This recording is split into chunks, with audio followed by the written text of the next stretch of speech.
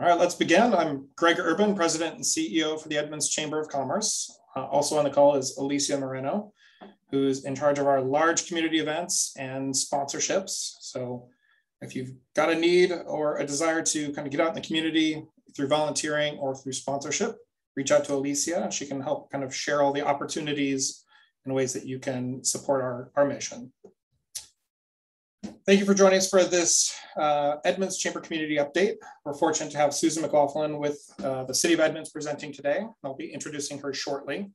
This community update is the third in a series of updates from community leaders in our region, providing our members and the Edmonds community with an opportunity to learn about relevant issues, ideas, and pursuits as part of our Chamber's larger mission to promote the economic vitality of Edmonds through leadership, advocacy, education, and events. I'd like to share a couple of quick announcements about current and upcoming Chamber events. We've got this particular community update was scheduled as part of the Green Edmonds campaign. It's a collaboration between the city and the Edmonds Downtown Alliance, or ED, as an effort to celebrate those who are taking action against climate change and inspire others to do the same. It started on Friday and it runs through April 24th. And hopefully you've already seen some of the social media posts that are out there and pledges from the local businesses. We encourage you to participate by posting your own pledge to the Go Green with hashtag Green Edmonds attached.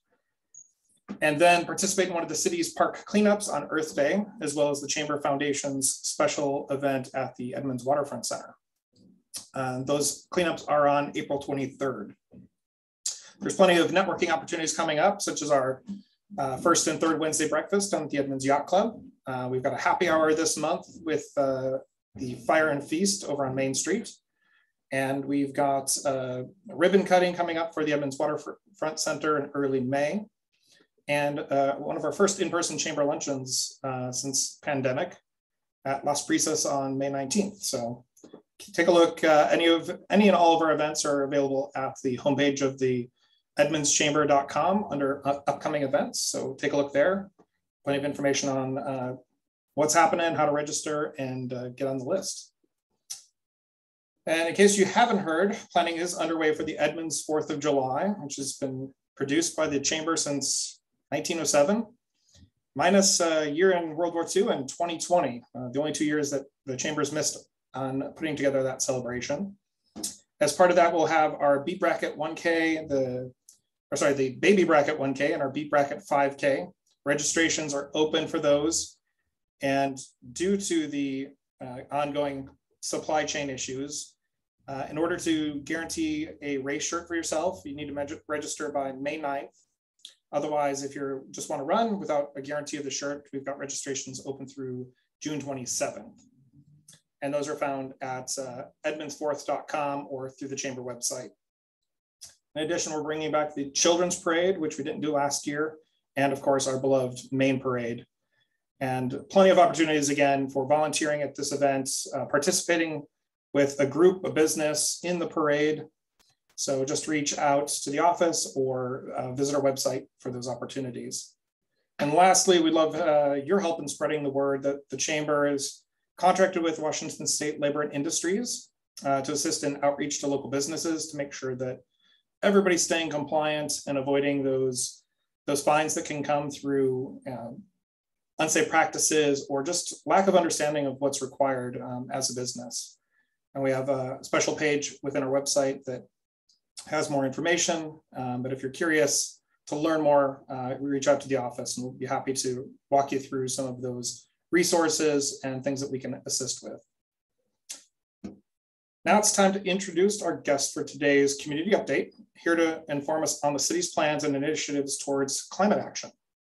Susan McLaughlin is the Director of Development for the City of Edmonds and holds a Master's in Urban Development and Design from the University of New South Wales, Sydney, Australia, and has a Bachelor's of Arts in Environmental Studies with Urban Planning emphasis from UC Santa Barbara. Ms. McLaughlin has over 20 years of experience specializing in land use, transportation, and public realm design. Susan has been fortunate to work in several cities in the US and abroad in Australia and New Zealand. She played a key role in developing the Central City Rebuild Plan for Christchurch, New Zealand after the devastating 2010-2011 earthquakes. And prior to New Zealand, Susan spent 10 years working in the public and private sector of land use planning in Santa Barbara, California, and was urban design manager for the City of Seattle's Department of Transportation, where she worked for 9 years before coming to the City of Edmonds. Those are always so robust. So help us in welcoming Susan, and she's going to go ahead and screen share her presentation and save some questions for the end or put them in the chat, and we'll try to get to those at the end. Susan?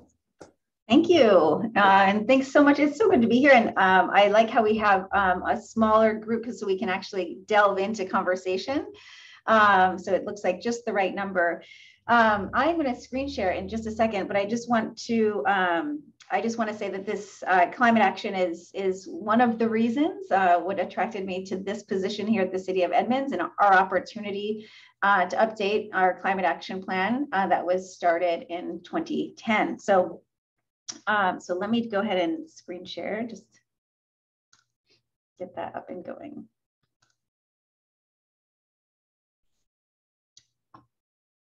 And Greg, if you can just let me just confirm that you can see the screen. Fantastic. Okay, so City of Edmonds has actually a decent history.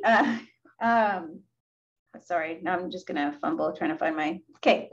Has a decent history on climate action.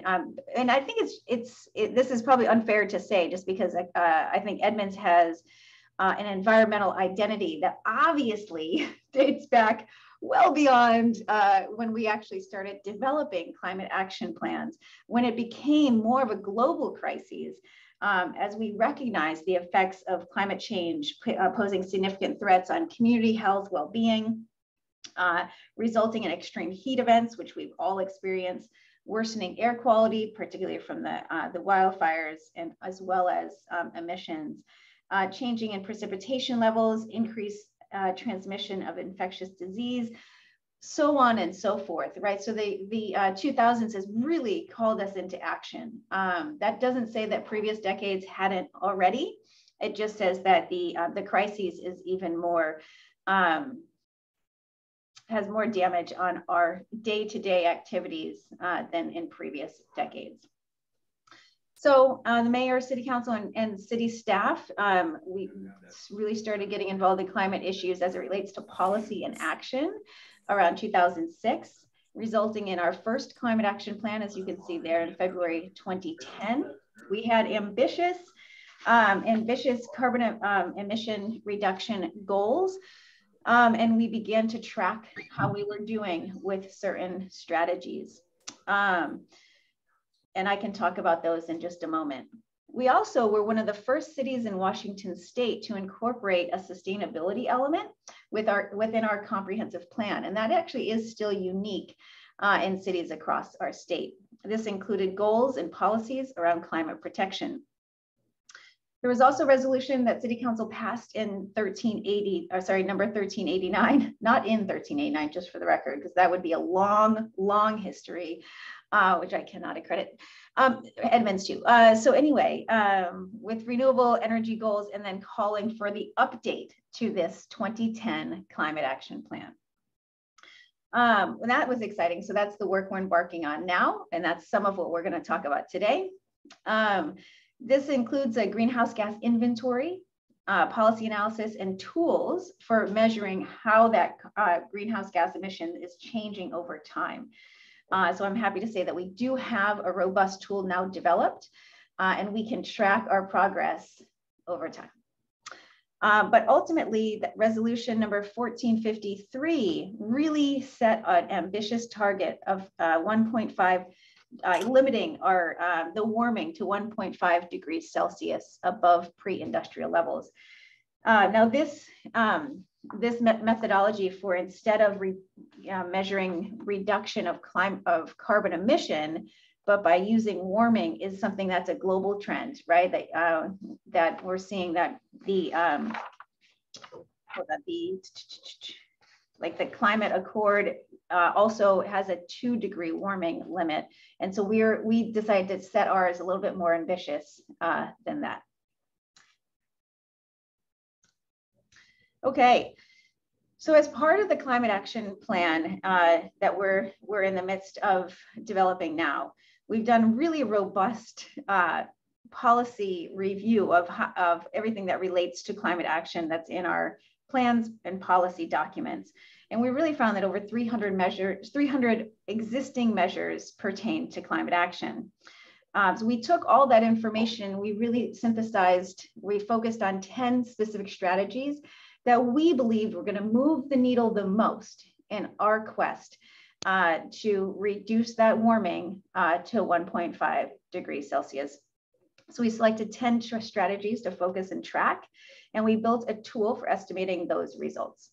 I have that tool, and I can, if after the presentation, I can put it in the chat so people can kind of take a look at that and play around with those numbers yourself. And then based on each of those strategies, we developed preliminary goals for those strategies. Now, I have to tell you that this is the first airing of any presentation we have done on our update to the Climate Action Plan. This is a document that's not yet available to the public. And so this presentation is the first time that I'm synthesizing the information and sharing it with a group. So there's that. So there's so many words on the screen. I've broke every PowerPoint rule, but I think it was important to put down the vision in our climate action plan for 2050 verbatim, but I'm not going to read it verbatim. I'm going to tell you what it basically says briefly. So in 2050, we have a vision that Edmond is flourishing from all of our energy coming from carbon neutral sources. Our waste streams are approaching zero. And then also our products and services are obtained from sustainable sources. We have an equity section in this plan that is robust and centered, and we are engaged with strong neighborhood connections across our city. We continue to value the natural settings along the shores of the Puget Sound. We recognize that it's an important part of our day-to-day life, and we want to keep our environment healthy so that our children can play outside and our creeks and waterways are clean. We derive joy from the open spaces that we still enjoy and that we have preserved. Our neighborhoods are diverse. They have mixed-use development. They're affordable, and they're inclusive, welcoming different ranges of life stages, incomes, and backgrounds. Many of us, in terms of transportation, work and live close to home, that we can reduce our carbon footprint. And our transportation network affords our ability to get around in different ways, clean and affordable mobility options for all residents and workers. We recognize that as a small community of 45+ thousand in 2050, that's for sure, that we only have so much that we can do to affect global climate change. However, we do bear responsibilities for our own individual actions, but we also need to be tracking the larger scale actions to limit severe consequences of climate change, and recognizing that frontline communities, not only in Edmonds, but also globally, will be bearing the brunt of our individual behaviors. And so we must prepare by 2050 for anticipated negative climate changes. This includes sea level rise, rising temperatures, and changing rainfall patterns. So that's our vision, and not so many words, but maybe still a lot, 2050. So I'm going to dive into some of the information that's within the Climate Action Plan, and I've kept it at a high level, and I'm really looking forward to making this about question answer and conversational. But let's just start with the basics. As I mentioned at the beginning of the presentation, our goal is to limit the rise in temperature to 1.5 degrees Celsius of pre-industrial levels. A target of 2 degrees Celsius is considered the guardrail target by numerous international organizations, including the United Nations. This was the aspirational target set in the Paris Agreement and would substantially reduce many of the worst potential impacts. And we've heard this a lot in the news and the media, so this shouldn't come as a surprise. But like I said, achieving the 1.5 degrees Celsius target means that we need to do a lot of work by eliminating or offsetting all GHG emissions by 2050. And let me just say, from looking at this report and helping to draft it. It's no small feat. Okay. And so I just wanted to give you a glimpse of, so when we say, you know, what is our emissions? What does that mean for the city of Edmonds? So what we're really referring to are local plus imported emissions. And so, sorry, I have to move my, there we go. So local emissions are those that occur within city limits, plus emissions that result from electricity consumption within the city limits. So that basically means, you know, buildings, transportation, homes, any of that electricity that's consumed within our city limits, that's considered local. You can see the local sources on this bar graph at the bottom of the bar graph. And then imported emissions are those that are generated outside Edmonds to produce goods and services that we utilize. And this also includes things like air travel. So keep that in mind. So interestingly, right, you can see that buildings, transportation, those are the majority of our local emissions, with a little bit of refrigerant and waste in there, but our imported emissions are significant. And this is what I mean when I say that we have to have a role, a stake in that, in imported emissions in order to make the greatest difference. We have to be aware of our footprint and how it relates to imported emissions. I think this was an interesting topic when we considered the pandemic and reducing so much air travel, right? Like that is part of our carbon emission equation. So just to give you a sense, in 2017, the global per capita average was 6.4 megatons of carbon CO2. And I just want to tell you that the US average, so keep that in mind, 6.4 compared to the US average 17.3. So what does that mean? It means that US, this is not news to you, but we're much bigger consumers than other countries in the world. And then one more point before I'll switch slides is Edmonds, we are 17.4. So if the US average is 17.3, we're 17.4. What does that mean? It means that whilst we do call ourselves an environmental city, I think there is much room for improvement of making strides towards more climate resilience in the city of Edmonds in a meaningful way. So let's talk about the facts in Edmonds.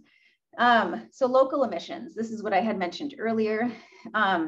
The greatest proportion of our carbon emissions comes from the combination of residential and commercial buildings, very significant. And you can see that on the shades of pink. So at least that's the way it looks on my screen. And then 40% of our emissions come from transportation. So I'll just leave it at that. Refrigerant, I'll talk about it in a second, but you can see the picture here. As our temperatures increase, the need for air conditioning does as well, or at least the demand for it does. And so 6% of our local emissions do come from refrigerants that are found in air conditionings and other refrigerators, things like that, cooling products. Okay, so what does this mean for Edmonds? So the Climate Action Plan, we take all of our baseline understanding of where our emissions are coming from. And like I had mentioned earlier, we're focusing on strategies in which we can make the biggest gains to offset some of those emissions and reduce them to draw down our increase in temperature. So some of these, as I mentioned, as commercial and residential buildings are so much of the equation. Replacing fossil fuels with renewable energy sources is going to be a key component to that. We have a solar grant program that we're rolling out this year that we're very excited about. And that kind of strides in terms of solar energy on particular residences is going to be significant.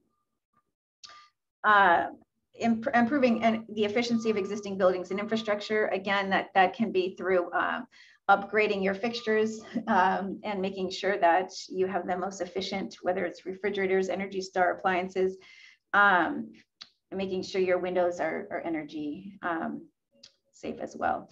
And then improving the efficiency of new buildings. So these are all probably basic, but again, it's since the majority of our emissions comes from these buildings, commercial and residential, we need to focus on them, continue to focus on them. Transportation and land use solutions. This is a big part of it. 40% of our emissions are coming from transportation. And really my draw to City of Edmonds was the opportunity to create what people call the 15-minute city. We have an opportunity to get most places where we need to be by foot, by bike, by transit. And so making sure that we recognize that our impacts when we use our single occupancy vehicles is a big part of our opportunity here to make big strides in our reduction in the transportation sector. Okay, so, and then of course, needless to say that electrification is a game changer and is exciting part of the market transformation for electric vehicles and other low carbon vehicles. Sea level rise, not to alarm you, but the graphic is, well, there's only a 1% chance that we would see a 5-foot increase in sea level rise. However, if we did, the waters would rise all the way up past 104, almost reaching Edmonds City Park. Now, this graphic, whilst may not be entirely, this may not be a future projection if it's only 1%, but I will tell you that a 1-foot rise is definitely likely, and I think it was an 84% chance.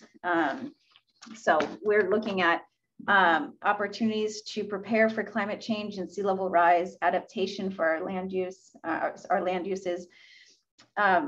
And then in terms of climate change mitigation and adaptation, making sure that we're maintaining or increasing carbon sequestration in trees and other natural areas. And then exploring other methods for offsetting GHG emissions. And this could be through a variety of,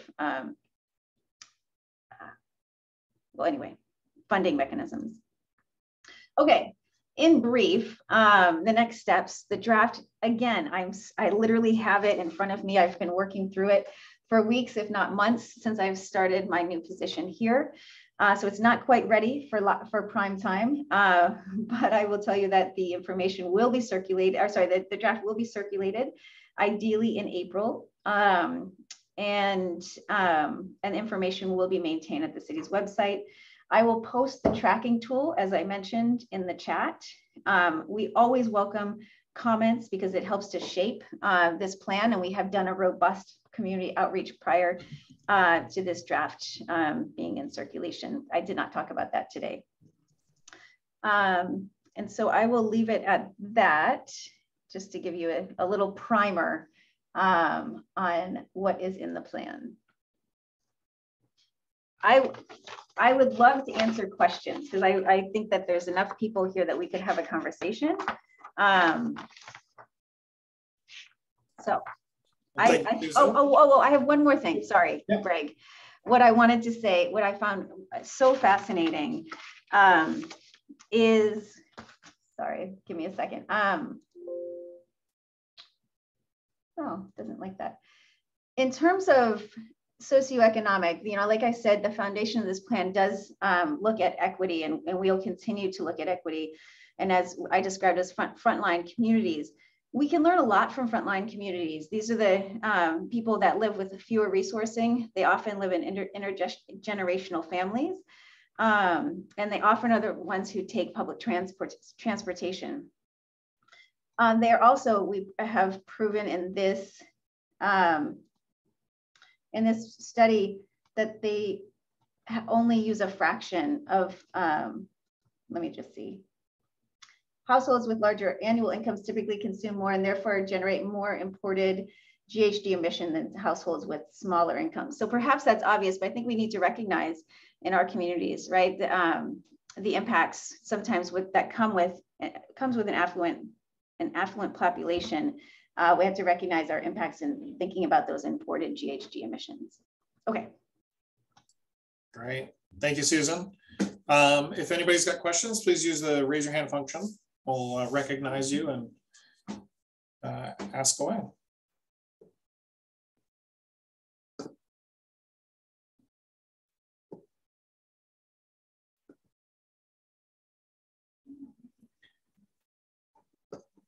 Barbara?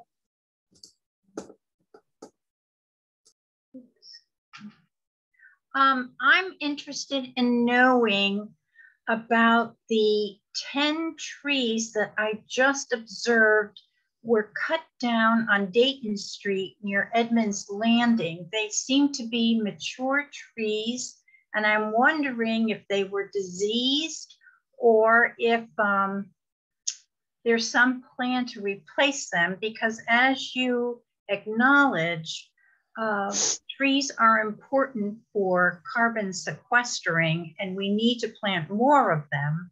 I also recognize that the city is planting several trees at Yost Park, I think 100, in celebration of Earth Day / Arbor Day. So I'm just kind of distressed to have seen those trees come down. I know there were also trees cut down along Main Street, and I assume those were dangerous to power lines. But could you address the tree problem? Thanks, Barbara. I can't. I do not know specifically those 10 trees. However, if you put your email or phone number in the chat, it's up to you, or just email me specifically afterwards. We have an urban forestry planner that tracks and permits all of our trees for removal. And so she'll know the answer to that question. So I'm happy to get that for you. But in terms of, we did a tree canopy study. It's on our website. I can also include that. And it actually was pretty positive, I will say. We all need some positive news every now and again when it comes to climate change. But it showed that we have retained our tree canopy, and we're doing a good job of not losing tree canopy and also gaining it, as you mentioned, Barbara, particularly in our public lands, in our parks, and in our rights of way. So the city is focused on tree planting, and we do consider it a key strategy in carbon sequestration. My 5-year-old also noticed the trees and was like, why did they cut those down? Oh, so interesting. Okay, well, I will definitely take a look at that. I will get an answer.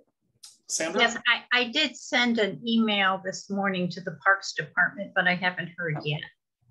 Okay, let me check. I can look into that. Thank you. Yeah. Sandra? Yeah, hi, I'm joining you from the Edmonds Waterfront Center on my phone. Oh, and so I wasn't able to see, a number of the graphics that you showed us.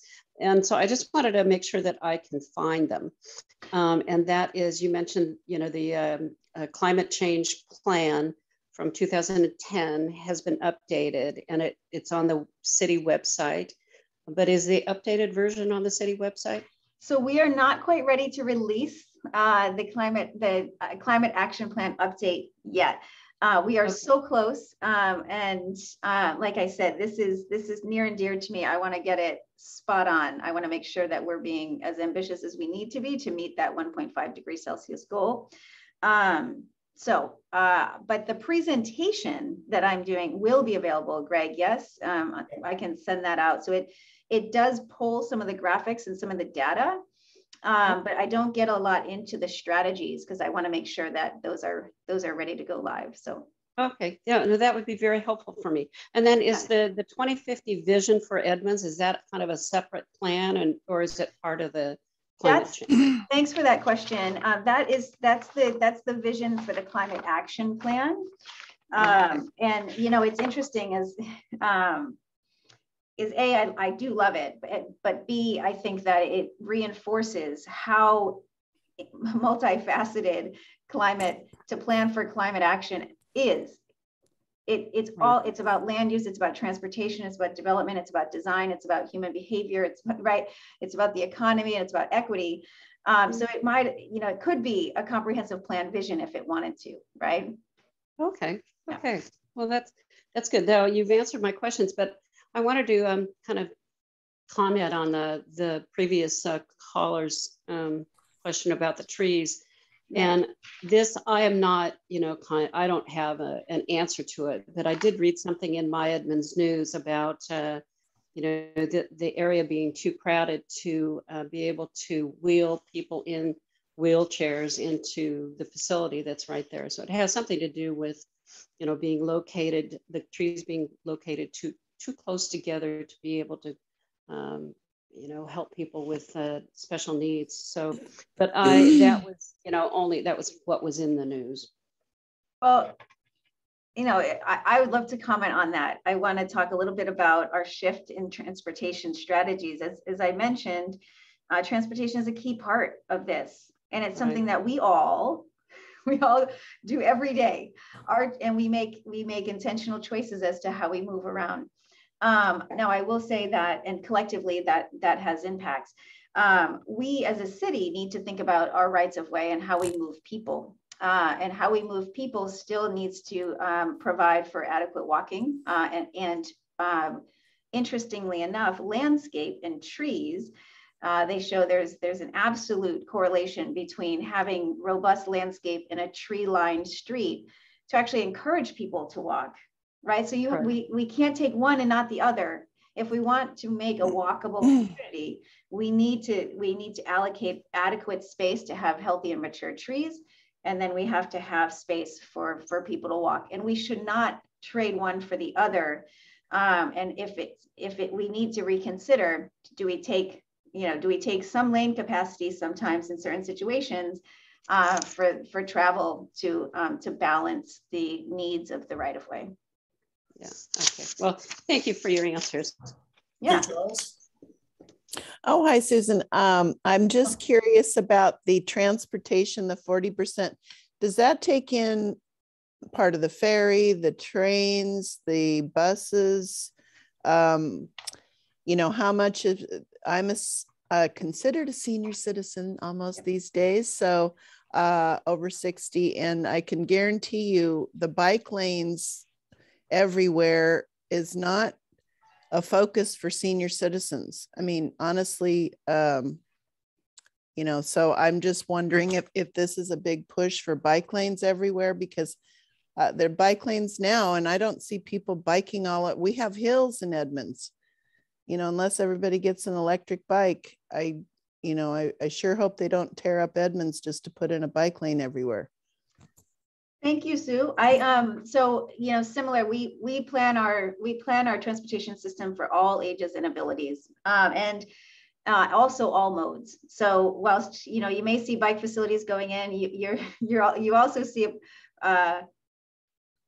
a disproportionate, right? So the bikers will never have the amount of lanes that the cars have, right? So it's not like, so we do have. Well, thank goodness. So but I mean, right. You have to recognize that alternative transportation is the solution to carbon emission reduction in the transportation sector.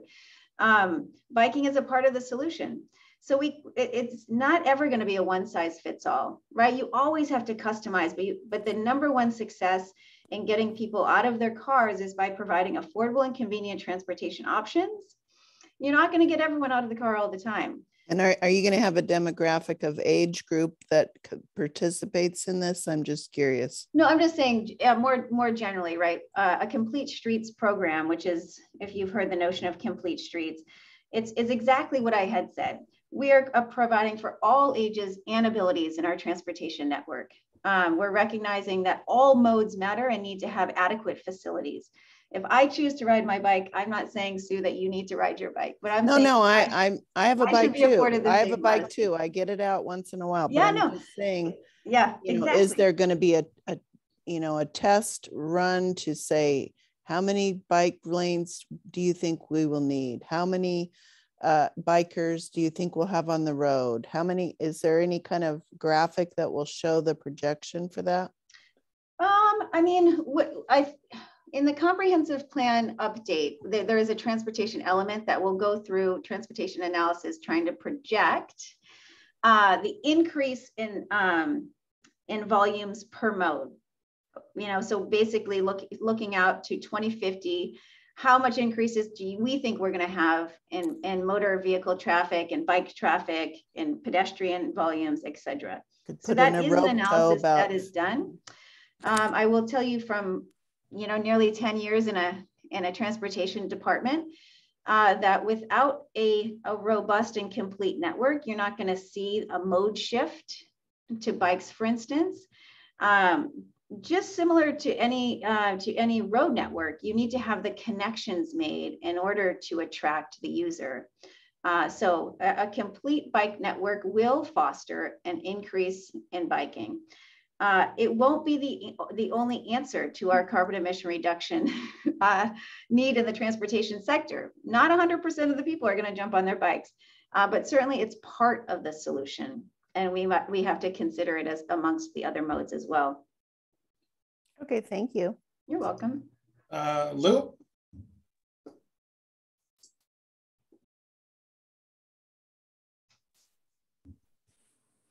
I would like to ask a question about the electrification of buildings, and two parts.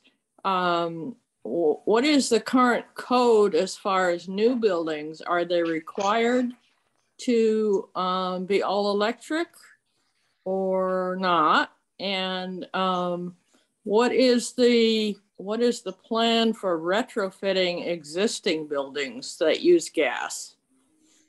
It's a great question. You know, I think the new buildings, I know are the City of Edmonds building code is actually more stringent than our uniform building code for energy efficiency. So I'm proud to say that new buildings have more stringent energy code requirements.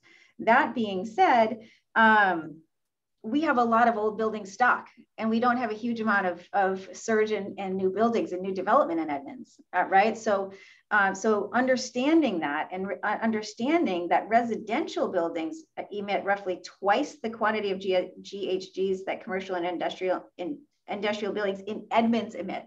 We have a huge residential stock in Edmonds. And so it's really up to our residential single family homes and multifamily buildings to convert their buildings to more energy efficient, electric buildings. We don't have a requirement to eliminate gas, in terms of natural gas, not at the moment. It is part of a strategy to encourage that conversion. Does that answer your question, Lou? Thank you. Yes. Okay. It's a great point. Bill Alexander? Hi. Yes. I'm glad to hear of Edmonds, the solar initiative or whatever. I don't know if you know about the new community solar law that came out in the state of Washington, and if Edmonds is going to participate in that. Could you say a little bit more? Community solar law. Yeah, it was House Bill 1814. It became law effective March 30th of this year. It passed. The governor had vetoed it last year, and it allows up to 199 kilowatts per project. And I'd love to see things participate, and it allows people access to solar that, like I'm in a condo now. I can't do it.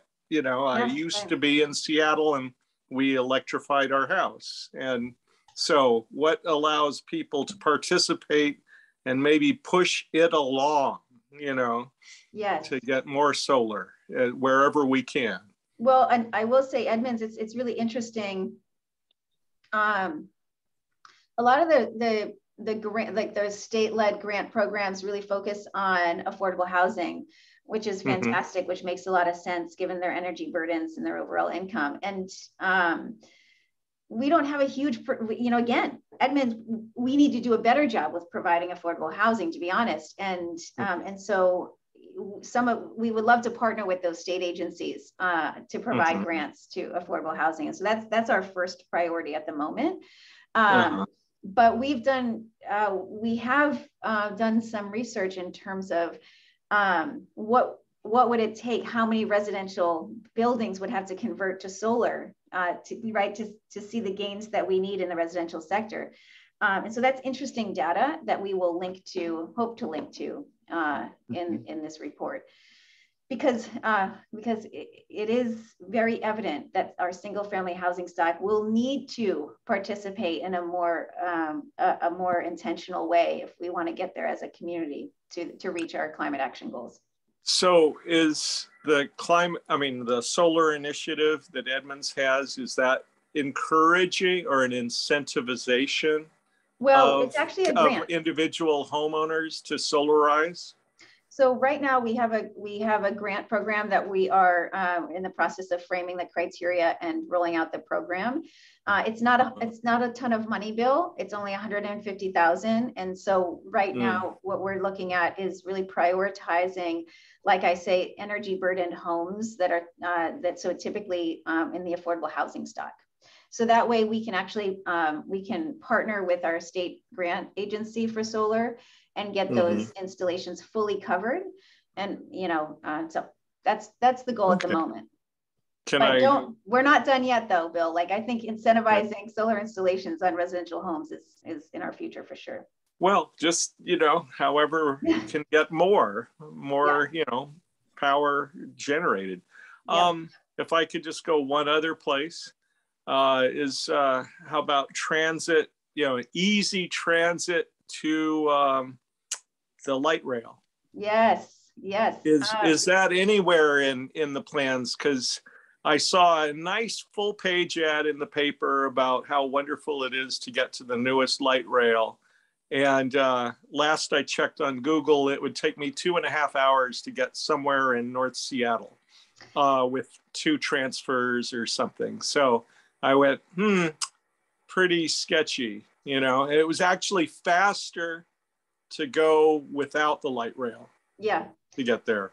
I am with you 100%, Bill. Like this is something that is of keen interest to me. As a new director, especially coming from a transportation department, it's very, very, very of interest to me, especially given our carbon emission reduction needs. So that being said, we are meeting with community transit. I believe it's next week. So it's upcoming to really talk about our comprehensive plan and our transportation goals and how we can get there with providing service. I will tell you that we all need to be part of the equation, me included. I typically bike or walk to work. However, on Main Street, I can see the 116 pass me all the time and it's completely empty. So, right, like what happens with service planning is we've got to show that we want it. And it's hard. It's right. What's the chicken or the egg? And obviously transit is subsidized anyway, but really they're going to want to know where there's points of interest and destinations are. So I think, I've been mulling over the idea of how can we put programs together that help people get familiar with our transit service, our local transit service in Edmonds, improving the light rail access. But I think just general day-to-day errands and getting around, like maybe we should, I've made it a mission for myself to just start using it, like just starting to understand it. Right. Replace one trip a week, trying to. I was just trying to look in Google and it just for the destination that I wanted, which wasn't on a strange little, hilly joint, it was extensive. I mean, just how long. I know the goal with light rail coming up this way, getting those east-west corridors, more direct, has been a goal of community transit. Do you know if there's been any, goal towards more electric buses with community transit, things like that? There was a question in the chat. Oh, I'm sorry, I didn't see that. I can't answer that for fact, but I can tell you from my experience with King County Metro, I mean, they're transitioning their entire fleet. So I can't imagine that community transit would be far behind. That technology is available. There's money saving proposition. And with the, with the infrastructure bill that just passed, I'm sure there's more resourcing available for that transition. Well, thank you for your time, and just like to, help with whatever, the future Edmonds would be. Thank you, Bill. Any last questions? Thank you. Oh, Jane. Thank you. Hi, I'm a brand new resident to Edmonds. It took me 10 minutes on a lovely summer day to say to my daughter, I like the vibe here. I don't know what it is about life. And like you, Sue, I have a master's in urban planning and complete streets and all that good stuff. So maybe that was my academic training coming out. But anyway, I'm really enjoying Edmonds and enjoying walking around and so forth. I wonder kind of a couple of things. We always talk kind of high level about climate change and 1 foot rise and let's change all the vehicles and whatever. But then there are those of us who live in this wonderful little part of the universe. And I thought to myself, oh, I hope people are far more sensible than all the suburban areas where I've lived, where there are big lawns and people still get out there with their little silly lawnmowers. So I'm wondering about, even on that kind of, micro scale, encouraging people to go with the xeriscaping. I don't see the point of, kind of having people still out there with their blowers and their mowers. It's noise pollution, number one. And number two, it's ridiculous, with the size of lawns. Number two, I'm a big one about no idling. And there are people are flagrant. We seem to have to either have it real cold or real hot in our cars. It occurred to me that Edmonds could easily, with a bunch of plaques in parking lots or in front of businesses, hey guys, we are a no idling zone. I don't know how exactly you could enforce it except an honor system, but to just make people far more aware of energy consumption. I love it, Jane. And I think, when we moved to the state of Washington, to the Seattle area, it was alarming to us, this idling culture. It's just so everyone knows, it's just not like that in at least anyway. So there's a thing here, the idling. So I think just having just awareness and education. And then you're right, Jane, how can we get the word out? So it's a really good point. Okay. All right. I had a ton more stuff, but I want to share with other people. Well, Jane, welcome to Edmonds. And, just know that there's boards and commissions for trained professionals like you. Careful, Jane. Careful, Jane. That's how they get you. Right. I have to shut up. By the way, and in response to the lady who has some gripe about bicycles and whatever, I could not disagree with her more. And I am much older than she is, and I'm out on my bike. So it ain't a demographic. It's not old versus young, ladies and gentlemen. Maybe young at heart. I'm not sure. I don't know this lady, but I'm all in favor. You're absolutely right, Sue. It's a vital part of complete streets. And every time I drive up and down 9th Avenue, I think to myself, I don't see people parking along the streets. Perfect place to say it's either parking or bicycles. And I'd love to see the median be full of trees. Yeah. It's a waste space on 9th Avenue. And it's such a welcoming street for so many folks. So. Well, Susan, thank you for giving us this kind of preview, early release of the plan that is soon to be released. If anybody has questions, Susan can put her contact in the chat, and she's easy to find within the city's website directory as well, I'm sure. But much appreciate the work, and welcome to Edmonds. I know you've been here for a little bit now, but it's good to have you here on the second floor of City Hall. Thank you. Reach out if anyone's super keen to get a copy when it comes out. I can email you directly if you want to stay in touch about the climate action plan. Just let me know. Great.